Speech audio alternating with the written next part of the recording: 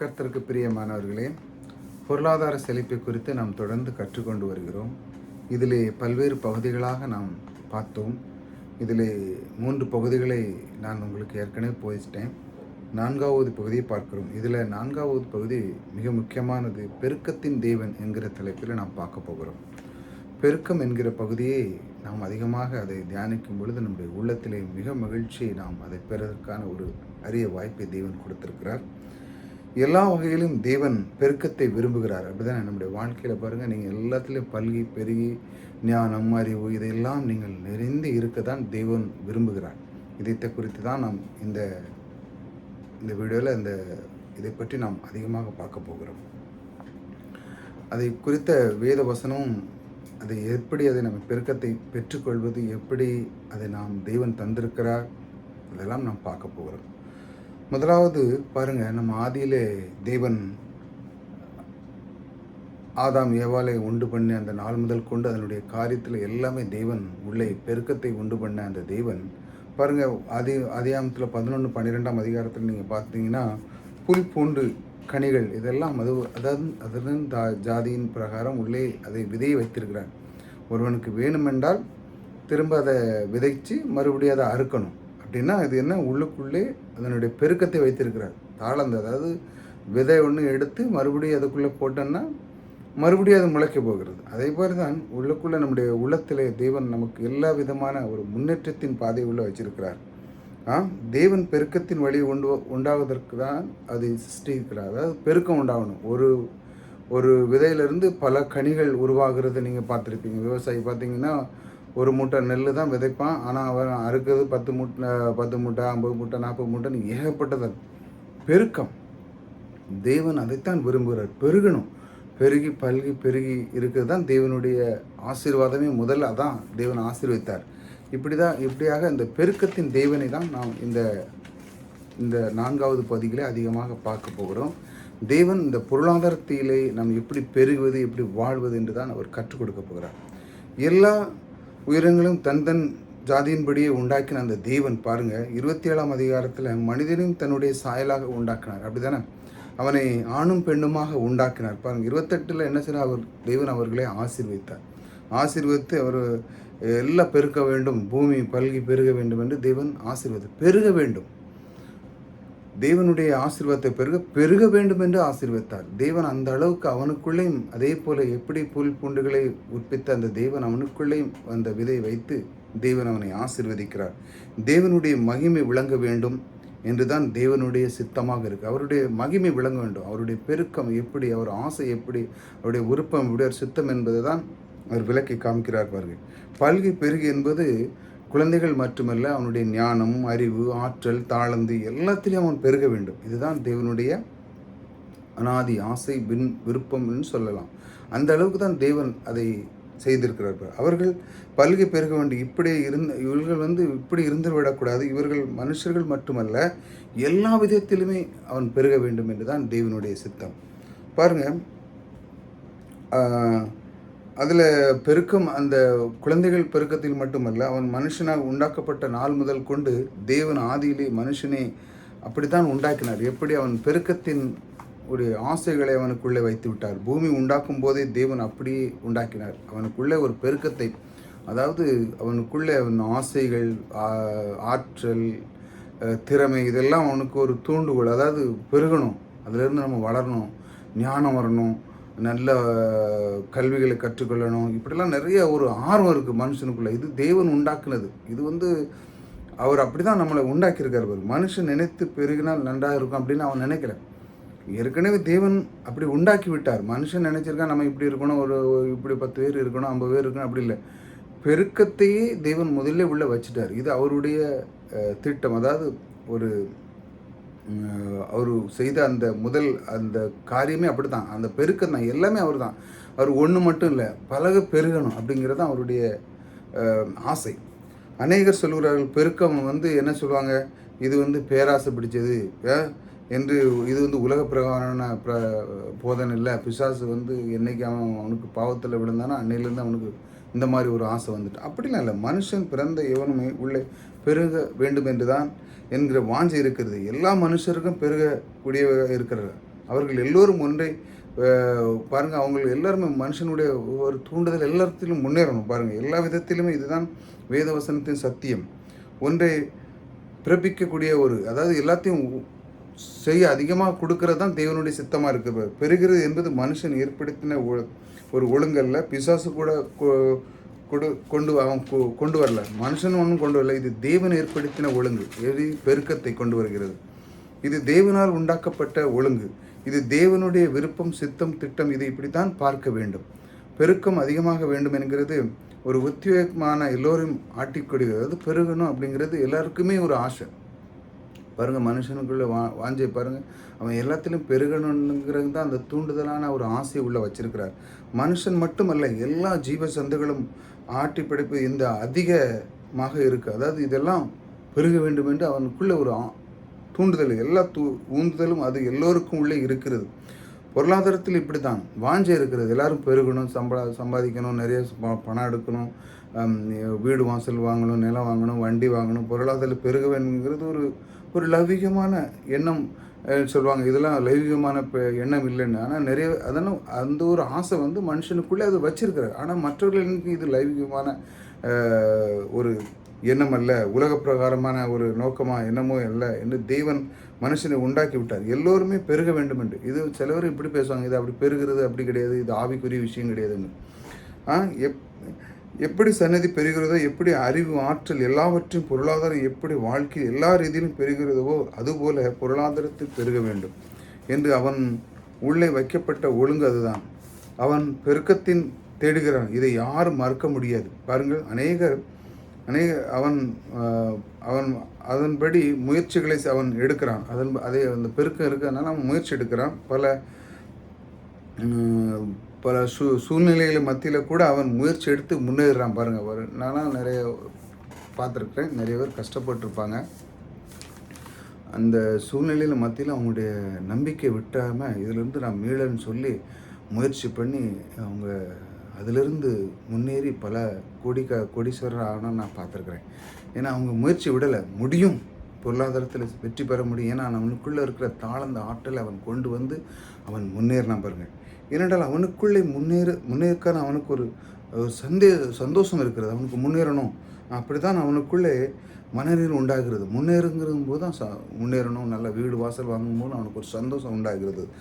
அதைத்தான் அவனுக்கு அப்படித்தான் அவனை உண்டாக்குனார் ஆண்டவர். பாருங்கள், அவனுடைய எல்லாமே பெருக வேண்டும், பணம் பெருக வேண்டும். அப்படி அவனை உண்டாக்கி இருக்கிறார்.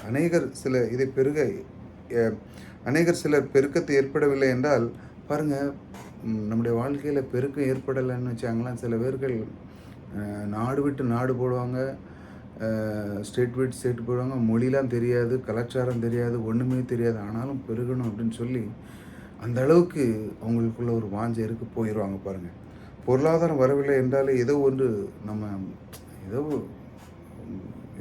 இடிக்குது அப்படின்னு தான் நினைப்பான், இல்லையா? ஏன்னா அப்படி தான் தேவன் வச்சிருக்காரு. பாருங்கள், எல்லோரும் பல்கி பெருகி நன்றாக வாழ வேண்டும் என்று தான் அவர் வச்சிருக்கிறார். என்ற உணவு ஏற்படுகிறது. இதில் ஒன்றும் ஆச்சரியப்பட ஒன்றும் இல்லை. தேவன் மனிதனை அப்படித்தான் உண்டாக்கி விட்டார். அப்படியே நீ அப்படியே இரு அப்படின்னு அவர் உண்டாக்கவில்லை. நிறைய ஆற்றல் உள்ளே வைத்திருக்கிறார். பாருங்கள், தேவன் பாருங்கள் நிறைய ஆற்றலை உள்ளே வைக்கிறார். எப்படி அவர் திறமை, மற்ற எல்லா விதமான திறமை, அவனுக்குள்ளே உள்ள தாளந்துக்கு இன்னும் அதிகமாக முன்னேறக்கூடிய ஆற்றி எல்லாமே வளர வேண்டுமென்று தான் மனிதனை வைத்திருக்கிறார். ஆகவே தான் அவன் அதற்கான காரியத்தை அவன் நாடுகிறான். அந்த மாதிரி உள்ளுக்குள்ளே அவர் ஒரு விதை மாதிரி மனுஷனுக்குள்ளே மரணம் என்பது உண்மைதான். ஆனாலும் பாருங்கள், அவனுடைய தூண்டுதல், அவனுடைய உள்ளுக்குள்ளே அந்த தெய்வன் வைத்த அந்த விதையை பாருங்கள் என்ன செய்து பாருங்கள், அவனை தூண்டுகிறது. இதை படிக்கணும், அதை படிக்கணும், அதை செய்யணும், இதை செய்யணும், இன்னும் அதிகமாக சம்பாதிக்கணும், ஒரு வீடு இல்லை 2 வீடு வாங்கணும், வாகனம் வாங்கணும், அது வாங்கணும், சொந்த பந்தம் வாங்கணும், நகை வாங்கணும், தங்கங்க வெள்ளி வாங்கணும். இவனுக்குள்ளே ஒரு முன்னேறி போகணும். அதே மாதிரி தேவனுக்காக கொடுக்கணும், ஊழியத்து கொடுக்கணும், அதை செய்யணும், இதை செய்யணும், இப்படி ஒரு தூண்டுதல் உள்ளுக்குள்ளே வச்சுருக்காரு. பாருங்கள், அந்த மாதிரி தேவன் பாருங்கள். அதை பாருங்கள், இயேசு கூட இந்த பூமியில் அப்படியே இருக்கும்போது, இந்த மாமிசபூர்வமாக இருக்கும்போது அவர் சொன்னார், கோதுமை மணி நிலத்தில் விழுகுது போது அது எப்படி விழுந்து அது தன்னுடைய பலனை கொடுக்கணும்னா அது முதல்ல கீழே விழணும்.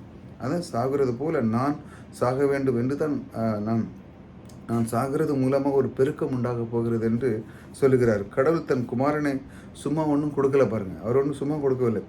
ஒரு விவசாயி தன் கோதுமையை விதைத்து எப்படி அவன் விளைய எதிர்பார்க்கிறானோ அப்படி தன்னுடைய குமாரனை இந்த பூமியிலே கொண்டு வந்து அவருடைய சிலுவையின் மரணத்தின் மூலமாக ஒரு விதையை போல விதைத்து பெரிய விளைச்சலை தேடிக்கொண்டிருக்கிறார். பாருங்க, அந்த அளவுக்கு தேவன் பெருக்கத்தின் தேவன். அவர் பெருகாமல் இருக்க முடியாது. பெருக்கத்தாவே நம்மை பெருகத்தான் நம்மை உண்டாக்கியிருக்கிறார். ஒரே ஒரு குமாரன் இருந்தார். அந்த குமாரன் இயேசு கிறிஸ்து. பாருங்க, அந்த குமாரன் பாருங்க, நித்திய காலமாக இருந்த அவர்களை அவர் சந்தோஷப்படுத்தினார். பிதாவானவர் குமாரனில் மகிழ்ந்தார், குமாரானவர் பிதாவில் மகிழ்ச்சியை உண்டாக்கினார். இப்படிப்பட்ட உறவு அவர்களுக்குள்ளே ஒரு இருந்தது போல பிதாவானவர் இப்படி என்னும் அதிகமாக குமார்த்திகள் தேவை என்று சொல்லித்தான் மனுஷனை உண்டாக்கினார். ஒரு குமாரன் இன்னைக்கு பாருங்க, அதற்காகத்தான் மனுவர்க்கமே உண்டாகுது. பாவம் பிசாசன் மனுவர்க்கத்தை கெடுத்து நாசமாக்கும் போது கூட தன்னுடைய நாசமாக்கி தேவன் தம்முடைய குமாரன் அனுப்பி பாவங்களை போக்கும்படி பிசாசின் கரத்திலிருந்து நம்மை விடுதலை ஆக்கினார். எல்லாவற்றையும் செய்து பெருக்கம் என்கிற நோக்கத்தை நிறைவேற்றி எல்லாவற்றையும் செய்தார். அதைத்தான் இயேசு கிறிஸ்து சொல்லுகிறார். கோதுமை மணியானது நிலத்தில் விழுந்து சாவணும். அது விழுந்த அப்படி இருந்தால்தான் அவர் உளுந்து நான் உயிரோடு எழும்பும்போது அந்த மூலமாக பெரிய விளைச்சலை உண்டாக போகிறது. ஆகவே கோடான கோடி மக்கள் கிறிஸ்து விசுவாசிகளை தேவனுடைய பிள்ளைகளாக உலகம் முழுக்க நிற்கிறாங்க இல்லையா? தேவனுடைய அந்த சிலுவின் மரணம் மூலமாக அந்த பாவங்களெல்லாம் நீக்கி இயேசு கிறிஸ்துவின் மூலமாக நமக்கு எல்லாம் ஆசீர்வாதம் பெறதுக்கு கிறிஸ்து நமக்காக சிலுவையில் மரணமானார். அந்த ஒரு பெருக்கத்தை தேவன் அவர் உண்டு பண்ணியிருக்கிறார். பாருங்க, இதெல்லாம் உனக்கு தருவேன் என்று சொல்லி. ஆகவே பெருக்கத்தின் தேவன் என்பது உங்களுக்கு சந்தேகம் இல்லை. அந்த பெருக்கத்தின் தேவன் அவர் பாருங்க, அந்த அளவுக்கு குமார்த்திகளை பெருக்கத்தை அவர் உண்டு பண்ணி நமக்காக எல்லாத்தையும் செய்து முடித்து இந்த பூமியில எல்லாரும் அவரை நாடி வருவதற்கான அந்த ஆசீர்வாதத்தை கொடுத்திருக்கிறார். பாருங்க, ஆதாம் ஏவாள் உண்டாக்கின போது பெருக்கம் ஒன்று கெடுதல் ஒன்றும் கிடையாது. பாருங்க, அதெல்லாம் ஒன்றும் கெடுதலே கிடையாது. அவனுக்குள்ளே ஒரு பெருக்கம் இருந்தது. எப்படி நீங்கள் பாருங்க, பெருக்கம் தேவனுடைய விருப்பம் சித்தமாக இருக்கிறது, அதுவே அவருடைய நோக்கமாகவும் இருக்கிறது என்பதை சந்தேகம் இல்லை. எப்படின்னு பாருங்க, அந்த ஏன் அவர்களுக்குள்ள அவங்க பாவத்துக்கு முன்பாகவே அவர்களுக்குள்ள பெருக்கம் இருந்தது என்பதை நான் உங்களுக்கு காமிக்கிறேன். ஆதியாக 3ஆம் அதிகாரத்திலிருந்து 3ஆம் அதிகாரம் 1ஆம் வசனத்திலிருந்து உங்களுக்கு வாசிக்கிறேன். தேவனாகிய கர்த்தர் உண்டாக்கின சகல காட்டு ஜீவன்களை பார்க்க சர்ப்பமானது தந்திரமுள்ளமாக இருந்தது. அது ஸ்திரியை நோக்கி, நீங்கள் தோட்டத்தில் உள்ள சகல விருட்ச கனிகளையும் புசிக்க வேண்டாம் என்று தேவன் சொன்னது உண்டோ என்றது. ஸ்திரீ சர்ப்பத்தை பார்த்து, நாங்கள் தோட்டத்தில் உள்ள விருட்சங்களை கனிகளை புசிக்கலாம், ஆனாலும் தோட்டத்தின் நடுவில் இருக்கிற விருட்சத்தின் கனியை குறித்து தேவன் நீங்கள் சாகாதபடி அதை புசிக்கும், அதை தொடவும் வேண்டாம் என்று சொன்னார் என்றார். அப்பொழுது சர்ப்பம் ஸ்திரியை நோக்கி, நீங்கள் சாகவே சாவதில்லை, நீங்கள் இதை புசிக்கும் நாளிலே உங்கள் கண்கள் திறக்கப்படும் என்றும் நீங்கள் நன்மை தீமை அறிந்து தேவர்களைப் போல் இருப்பீர்கள், தேவன் அறிவார் என்றது. அதாவது பிசாசு அவன் என்ன சொல்றான்னா, அறிவு ஞானம் ஆற்றல் எல்லாம் உள்ள இருக்கு. இப்போ அவங்க கடவுள் போல நீங்கள் அவருக்குள்ள தெய்வம் வச்சிருக்காரு. ஆனால் இவன் பிசாசு என்ன போகிறதான், நீங்கள் எல்லாம் இருக்குது, உங்களுக்குள்ள இருக்குது, அவருக்கு எப்படி ஆற்றல் தன்மை எல்லாம் இருக்குது, அதெல்லாம் கடவுளை போல் நீங்கள் ஆகி விடுவீங்க அப்படின்னு சொல்லி தான் அவர் உங்களுக்கு அதை சாப்பிடக்கூடாதுன்னு சொல்லி அவனை அந்த மாதிரி ஒரு தூண்டுதலை கொடுக்குறான். எப்படி அதுக்குள்ளே ஒரு ஆசை இருக்குது இல்லையா? அந்த பெற்றுக்கொள்ளக்கூடிய ஆசை தான் அவனுக்குள்ளே தேவன் வச்சிருக்கிறார். அவனுக்குள்ளே இருக்குது. இப்போ அவன் அறிந்து கொள்ளணும். அவனுக்குள்ளே இருக்குது. அவன்கிட்ட எப்படி அந்த பிசாசு எப்படி தந்திரமாக பண்ணுறான் பாருங்க. நீங்கள்லாம் அவரை போல் அவருக்குள்ளே இருக்கிற அந்த ஆற்றல் திறமை எல்லாம் எப்படி தேவனுக்குள்ளே இருக்கோ அதே போல் நீங்கள் ஆகிடக்கூடாது என்று. ஏன்னா அவனுக்குள்ளே இருக்குது. தேவன் இப்படி தான் வச்சிருக்கிறாரு. மனுஷனை உண்டு பண்ணி அவனுக்குள்ளே கொஞ்சம் கொஞ்சமாக அவனை பெற்றுக்கொள்வது. ஆனால் அவனுக்கு இல்லாத போல் அவன் காமிக்கிறான் பிசாசு. பாருங்கள், இவர்கள் உள்ளே அறிவு ஞானம் பெருக வேண்டும் என்கிறது ஆசை இருந்தாலும் இருந்ததனால் சோதிக்க முடிந்தது. அவருக்குள்ளே இருந்துச்சு, அதனால தான் அவன் சோதிக்க முடிந்தது. அவர்களே ஆசை இருந்தது. அவருக்குள்ள ஆசை தேவன் ஏற்கனவே உள்ள வச்சுட்டார், பில்டு பண்ணிட்டார். மனுஷனுக்குள்ளே பில்டு பண்ணிட்டார். ஏன்னா அவனுக்கு ஏன்னா தோட்டத்தை கொடுத்து அதை பல்கி பெருகி அவனுக்கு நடனம் வாங்கணும், வேலை கொடுத்தாரு, எல்லாம் கொடுத்தாரு. ஏன் கொடுத்தாரு? அவனுக்குள்ளே இருக்கிற ஆற்றலை வெளியே கொண்டு வர்றதுக்கு. அப்போ தான் அவன் சொல்லுகிறான், இதே மாதிரி அந்த பழம் சாப்பிட்டிங்கன்னா தேவனுக்குள்ள ஞானம் அறிவு இதெல்லாம் உங்களுக்கு வந்துடும் அப்படி.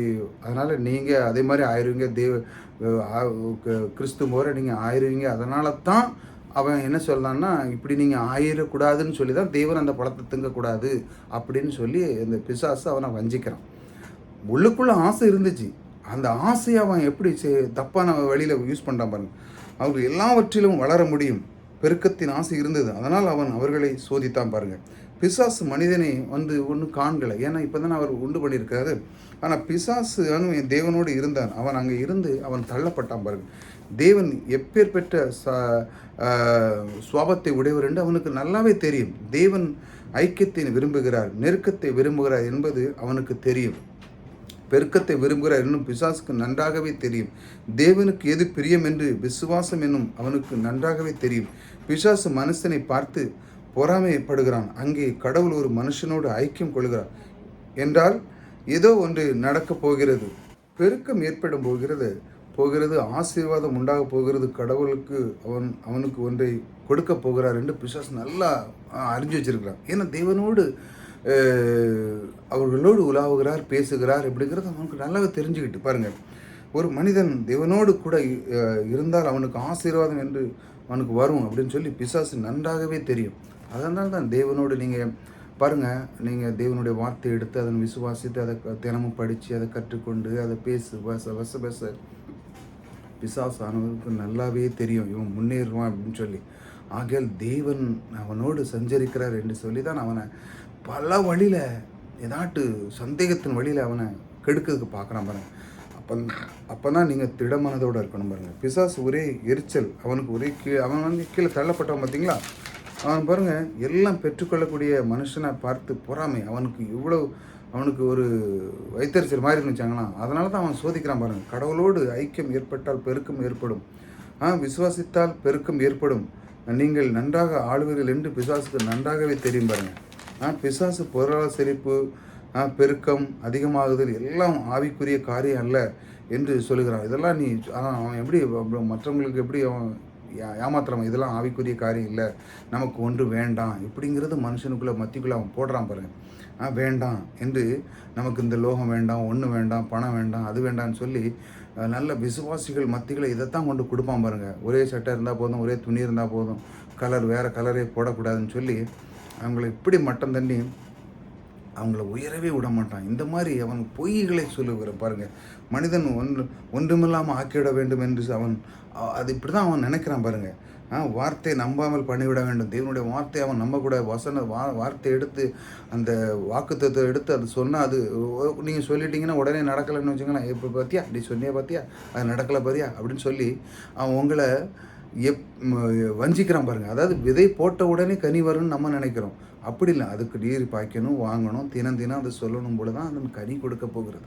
அதை அவன் அந்த விசுவாசிகளை அவன் அப்படியே மட்டம் தட்டி பார்க்குறான் பாருங்கள்.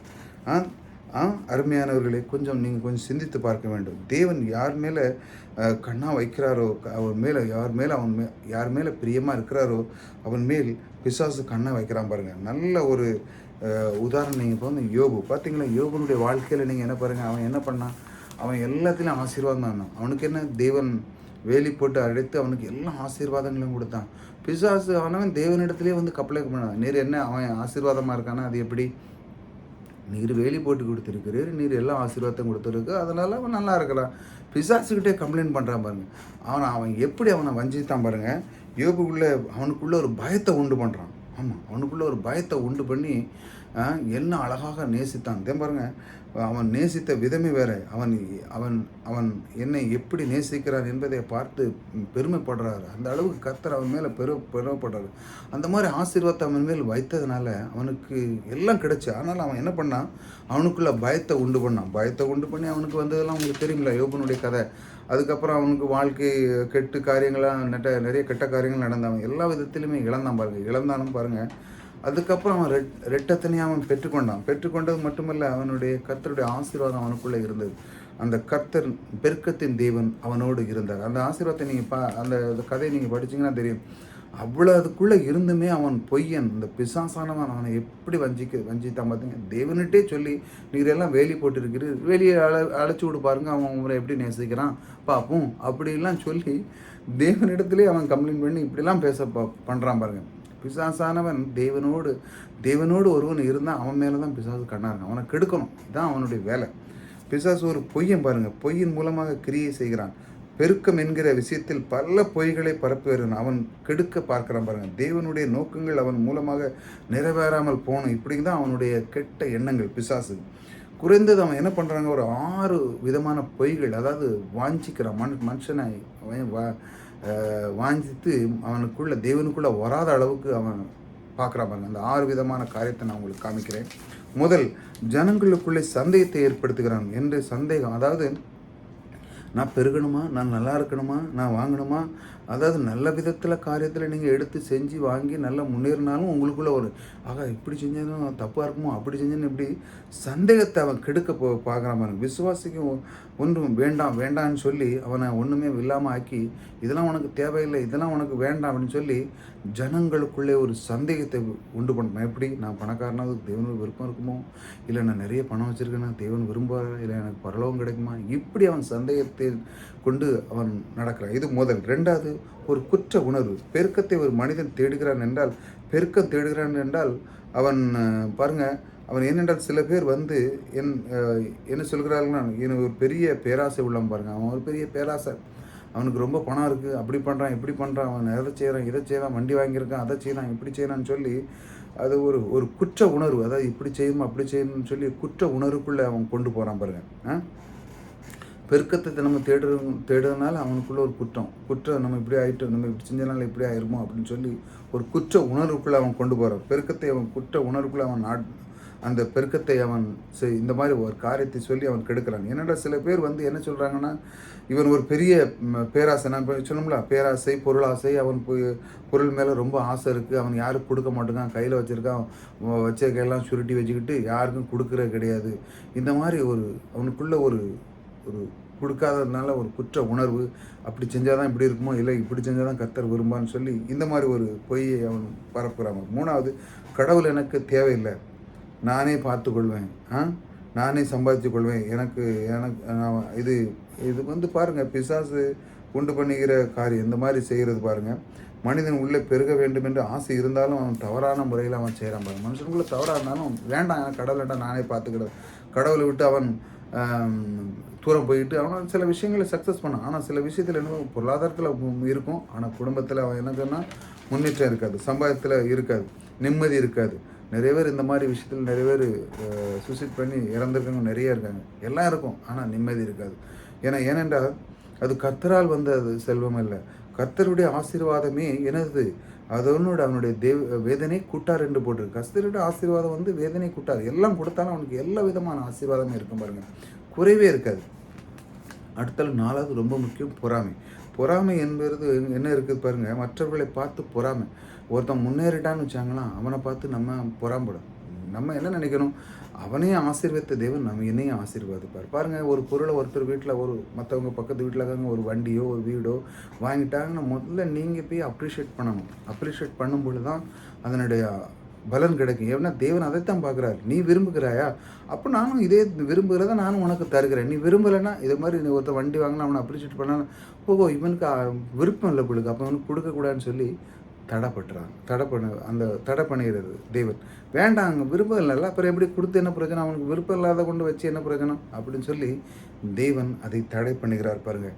பெருக்கம் என்பது இந்த பொறாமை வந்து இப்படி தான். பக்கத்து வீட்டில் அங்கே ஒன்று முன்னேறிட்டாங்கன்னா மற்றவங்க பார்த்து பொறாமை, இந்த மாதிரி ஒரு பொறாமை எண்ணத்தை உள்ளே கொண்டு வந்து தேவன் தான் எனக்கு ஆசீர்வாதம் தருவாருன்னு அதை நம்பிக்கை இல்லாமல் அவன் விட்டுறான். 5வது, பொருளை குறித்து கெட்ட ஆசை. அதாவது எல்லாம் தானே வாரி கொட்டிக்கிட்டு கொடுக்கக்கூடாது, வாங்கக்கூடாது என்பது ரொம்ப பேருக்கு இருக்குது. பெரிய பெரிய மூட்டைகளை கட்டி வச்சுக்கிட்டு எல்லாம் உட்கார்ந்து கொள்ள வேண்டும், வேறு யாருக்கும் கொடுக்கக்கூடாது. பொருளை கொடுத்து கெட்ட ஆசை, அதாவது யாருக்கும் கொடுக்கக்கூடாது இப்படி சொல்லி அவனுக்குள்ளே ஒரு வாஞ்சிக்கிறான். நீ கொடுத்துறாத, அடுத்தால உனக்கு கிடைக்காது, அடுத்த மாதம் உனக்கு இப்படி ஆயிரும் அப்படியாருன்னு சொல்லி அவன் அந்த கெட்ட ஆசைக்குள்ளே உள்ளே கொண்டு போகிறான். 6வது பாருங்கள், தவறான விதத்திலே பெருக்கத்தை தன்னுடைய வாழ்க்கையில் ஏற்படுத்தி கொள்ள என்கிற எண்ணத்தை பிசாசம் உண்டா. தவறான முறையில். 6வது, நியாயமான விதத்தை சம்பாதிக்காமல் தவறான விதத்திலே அவன் சம்பாதிக்கிறான். பெருக வேண்டும் என்கிற தெய்வீகமான எண்ணத்தை கொடுக்க வேண்டும் வேண்டும் என்ற அந்த எண்ணத்தை பிசாசு என்ன பண்ணுறான், அதை கெடுக்கிறான். பிசாசு என்ன பண்ணான், பெருக வேண்டும் என்கிற தெய்வீகமான எண்ணத்தை கெடுக்க வேண்டும் என்று அவன் நினைக்கிறான். தேவனுடைய நோக்கத்தை நிறைவேற்றக்கூடாது, அந்த பெருக்கத்தின் எண்ணத்தை அவன் பிசாசுக்கு எடுக்கிறான். அவன் என்ன இன்னும் நோக்கங்கள் நிறைய தேவனுக்கான எல்லாத்தையெல்லாம் நிறைவேற்றக்கூடாது. தேவன் சொல்லுகிறார், நீ இன்றைய நிலையை பார்க்கலும் நீ 1000 மடங்கு பெருக வேண்டும் என்று கர்த்தர் விரும்புகிறார். அருமையானவர்களே, தேவன் உங்களை பெருக வேண்டும் என்று விரும்புகிறார். பெருகிறது தேவனுடைய சித்தம். ஏனென்றால் கர்த்தர் உங்களை நேசிக்கிறார். சிந்தித்து பாருங்கள், தேவன் பெருக்கத்தின் தேவனாக இருக்கிறார். அவர் உங்களோடு கூட இருக்கிறார். உங்களை ஆசீர்வதித்திருக்கிறார். உங்களுக்குள்ளே இருந்த தாளந்துகள், ஆற்றலை எல்லாம் தருகிற தேவன் உங்களோடு கூட இருக்கிறார். நேசிக்கிற அந்த தேவன் பெருக்கத்தின் தேவன். இந்த பெருக்கத்தை நீங்கள் கண்டுபிடிங்க. இந்த மாதிரி அவர் பெருக்கத்தின் தேவனாக இருக்கிற அந்த 6 பொய்களை திரும்ப நீங்கள் மறுபடியும் கேளுங்க, உங்களுக்கு நன்றாக புரியும். இந்த 6 விதமான பொய்கள் மிக முக்கியமானது பொறாமை. இந்த எண்ணங்கள்லேருந்து நீங்கள் விலகிருங்க. பிறகு உங்களுக்கு எந்த மேலே பொருள் மேலே ஆசை இருக்க சொல்லுவாங்க, இருக்குது. அப்படிலாம் நிறைய விதமான பிசாசு இந்த மாதிரி செய்வான் பாருங்கள். ஆசை அதெல்லாம் வச்சுக்கிட்டு கொடுக்கக்கூடாதுன்னு சொல்லி உங்களுக்குள்ளே ஒரு விதைப்பான். அடுத்த நேரத்துக்கு என்ன கிடைக்க போது, கிடைக்காம போயிடும் அப்படின்னு சொல்லி இந்த மாதிரி சில விதத்தில் ஒன்றும் வேண்டாம், நீ இப்படி இரு, பட்னியாக இரு, அப்படி இரு, இப்படி இரு, துணியை மாற்றி இப்படி செஞ்சு உங்களை ரொம்ப கெடுப்பான். இப்படிப்பட்ட பிசாசின் எண்ணத்திலிருந்து நீங்கள் விடுதலாக வேண்டும். அதனால் தேவன் பெருக்கத்தின் தேவனாக இருக்கிறார். அந்த பெருக்கத்தின் தேவன் உங்களோடு கூட இருக்கிறார். ஆகிய பெருக்கம் ஏற்படுவதற்கு தேவனுடைய விருப்பமும் சித்தமாக இருக்கும். உங்களுடைய வாழ்க்கையிலே பெருக்கத்தை தருகிற தேவன் உங்களோடு கூட இருக்கிறார். கர்த்தர் உங்களை ஆசீர்வதிப்பார்.